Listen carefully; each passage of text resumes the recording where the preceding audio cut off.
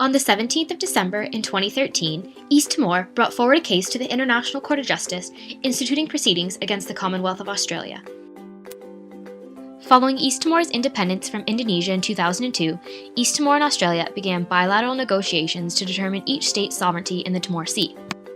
The initial maritime boundary was agreed upon in 1989 under the Timor Gap Treaty between Australia and Indonesia, where any royalties from oil and gas fields were split 50-50. However, this treaty was no longer valid when East Timor became an independent state in 2002. As a result of East Timor's independence, the Timor Gap Treaty was replaced by the Timor Sea Treaty in 2003.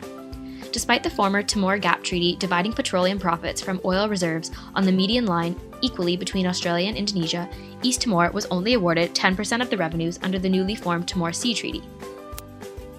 Additionally, the Timor Sea Treaty grants Australia the sole possession of the Greater Sunrise oil and gas field, which is estimated to be worth $40 billion in revenue. According to the United Nations Convention on the Law of the Sea, the dividing line should be the midway point between the two states. Therefore, according to the international law and the UN CLOS, East Timor should have complete sovereignty over the Greater Sunrise oil and gas field in the Timor Sea. However, the argument brought forward to the ICJ relates to the validity of the Timor Sea Treaty, as Australian officials unlawfully obtained proprietary information prior to the Timor Sea negotiations that was beneficial to the Australian government. In 2012, the Australian Secret Intelligence Service was revealed to have planted covert listening devices in the Cabinet Office of East Timor in 2004, with the purpose of gathering top-secret information related to bilateral negotiations over the Sunrise oil and gas fields. Australian officials were able to seize and detain top-secret knowledge that was used during the negotiations of the Timor Sea Treaty. This key information included private conversations between East Timor officials and their legal advisors for the treaty. East Timor argued that the Australian government violated their sovereignty, as East Timor has the right to protect their documents, data, and property under international law. East Timor asserted that state immunity has long been accepted as a basic rule of customary international law. The court recognized this in its judgment between Germany v. Italy, where the court emphasized that state immunity occupies an important place in international law and international relations. Article 2, Paragraph 1 of the Charter of the United Nations outlines that state immunity is one of the fundamental principles of legal order, and every state possesses sovereignty and jurisdiction over its territory. East Timor also asserts that the development of customary law on state immunity has been assisted by the adoption of the UN General Assembly in 2004 of the UN Convention. Australian officials argued that the raid was warranted on the grounds that the documents and electronic data contained intelligence relating to Australian national security measures. They added that the information obtained would protect Australia's territorial and border integrity from serious threats. Australia defended this standpoint by acknowledging that there are already examples of state practice in which further exemptions not included in the 2004 Convention have been enacted in domestic statuses. For instance, the United States and Canada have both enacted provisions which provide an exception to state immunity in the alleged involvement by a foreign state in an act of terrorism.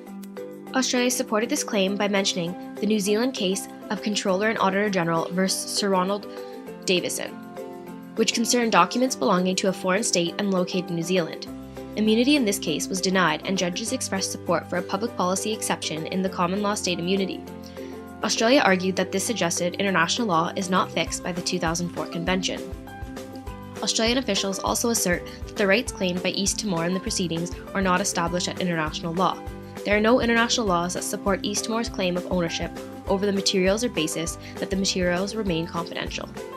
After taking into consideration the arguments from both East Timor and Australia, on March 3, 2014, the ICJ ordered Australia not to interfere with the communications between East Timor and their legal advisors in the arbitral proceedings. The case was officially removed from the ICJ on June 12, 2015, after East Timor confirmed that Australian officials had returned the proprietary information. However, in 2013, East Timor launched a case at the Permanent Court of Arbitration in The Hague to resign from the Timor Sea Treaty with Australia that was made during the ASIS bug in 2004.